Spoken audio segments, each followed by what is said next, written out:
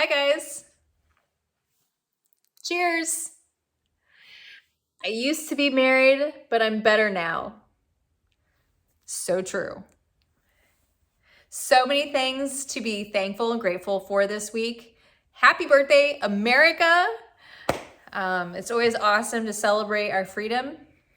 It's been a celebratory week for myself. Today, I am celebrating 1 year. Today is July 7th of 2023. I am celebrating 1 year away from my ex. Narcissist, physical abuser, psychological, sexual, financial. Been through it for over 8 years. I am here today to give somebody hope. We just had the 4th of July. Who doesn't want to see fireworks? Especially if you have a family. To show the children, have a great time, go to carnivals. However, it's a different story when you are with a narcissist.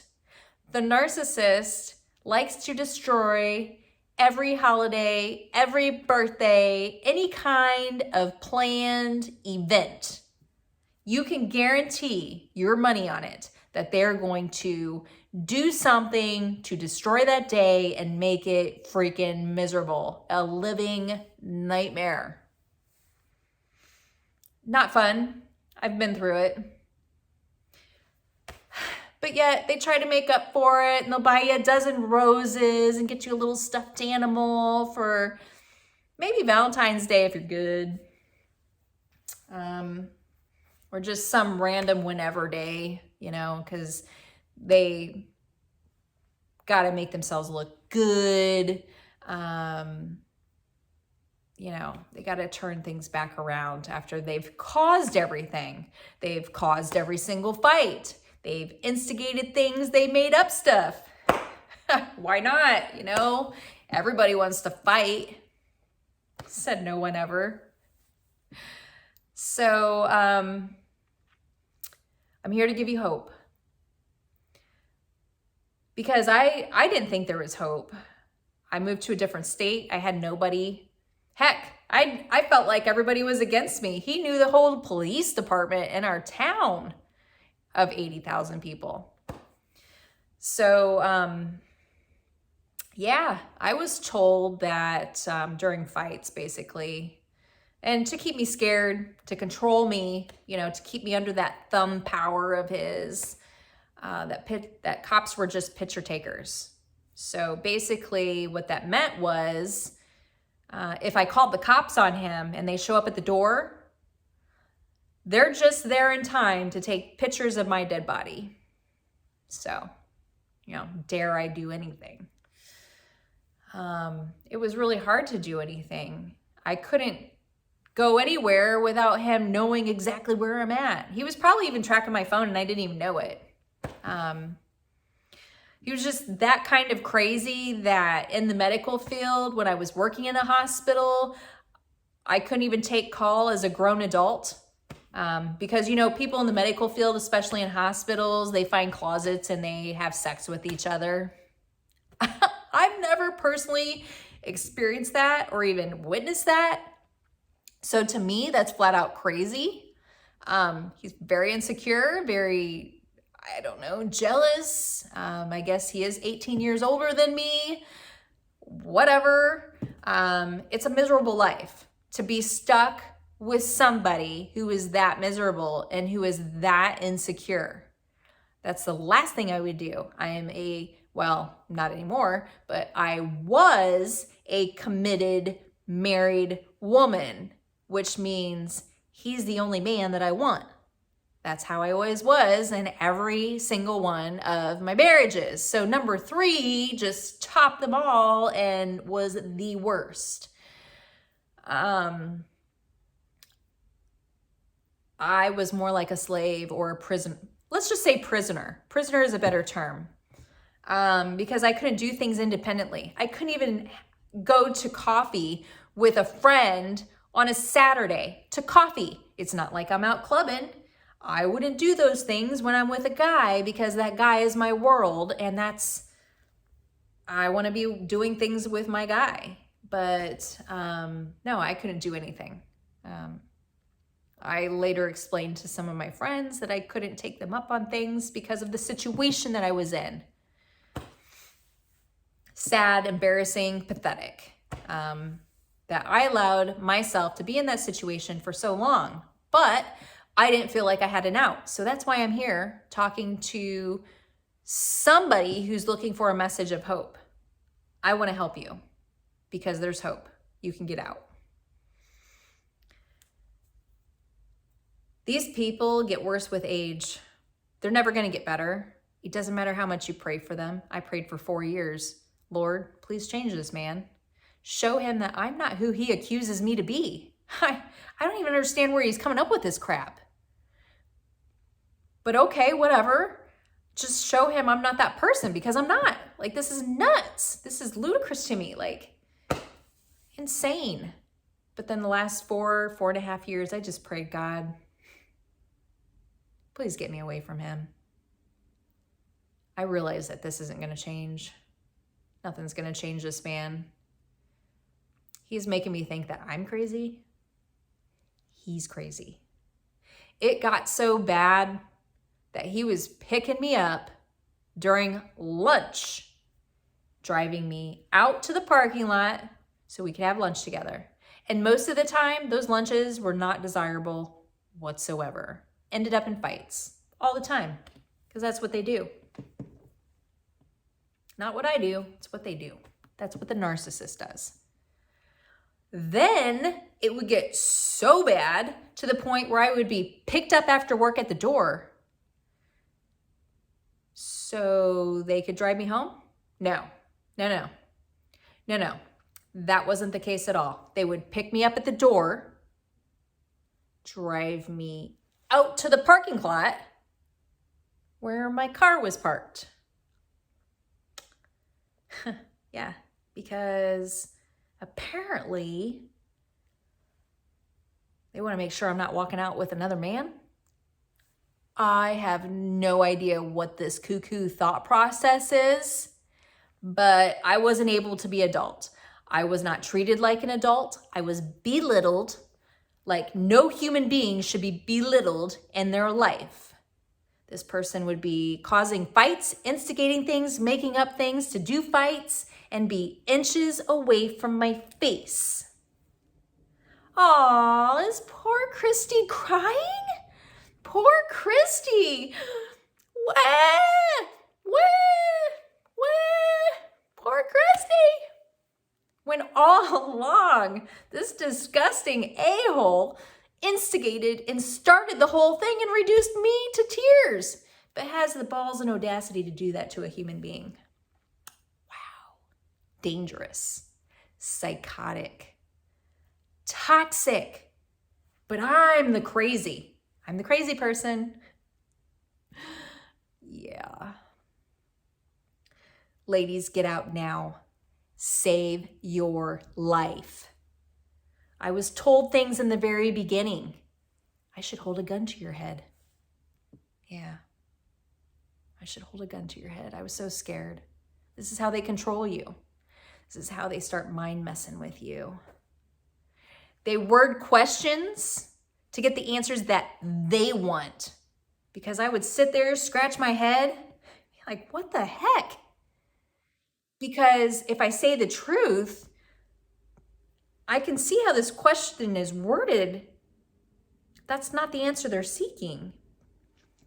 I learned right away that you don't answer with the truth, because, oh boy, does that cause a lot of bruises and a lot of fighting, and it never ends. I learned that you just go ahead and lie. You give them the answer that they want, because that kind of slowly reduces the fight, you see? And you hopefully don't get to that bruising point, and hopefully the fight doesn't last near as long. But all in the whole time, you're feeding into their narrative of what they think the truth is, which is far from the truth, but you're feeding into it and you're going along with their stupid little storyline. So then after all this time, over and over and over, they believe it, that's the truth. That's the truth. So then if you start turning it and then telling the truth, boy, did you just dig yourself in a hole. You're in deep doo-doo. All I can tell you, ladies, get out now. It's not worth playing with your brain. There's a lot of mental dysfunction that happens to us when we are treated like this over and over and over and over. It takes a while for you to get back your confidence. It takes a while to get back the second guessing of, because they make you think like you're crazy. They make you think that you said something that you really didn't say. So in real life, out in the big girl world, when you're working your big girl job, you start second guessing, you have lack of confidence, and it just feels like your whole world is crumbling and you feel like, what the heck is going on with me? All I can tell you is get out now, save your brain, save your life, save your body.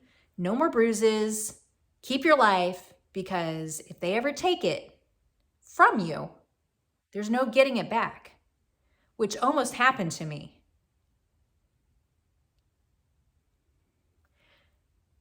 Start saving a little bit of money from your paychecks. Get a bank account at a different bank, somewhere else. I don't care if it's in a different city. Just have it directly withdrawn from your check. Hopefully he doesn't demand to see your pay stubs. If he does, somehow slip out some money, withdraw from the bank, hide it. Hide it somewhere where he can't find it. Or take it to a friend's house that you trust, to a family member's house, anywhere. Don't give a crap about your stuff. It's replaceable. You're not. If you have children, get your children out of that environment. It's so toxic. It's so unhealthy. You don't want your children growing up like that. You don't want your children observing that. Most of all, you don't want your children observing your death. It happens. It's going to continue to happen because these people are sick. These people are never going to get better. There are so many things that I want to say, but I want to keep it short. There's so many videos I need to do and start posting. All I can say is I'm a survivor. The divorce was final April 4th of 23. Very thankful, but yet very scared at the same time because this protective order is not going to be renewable if he doesn't break it. I told it was very hard to get it renewed if they don't break it.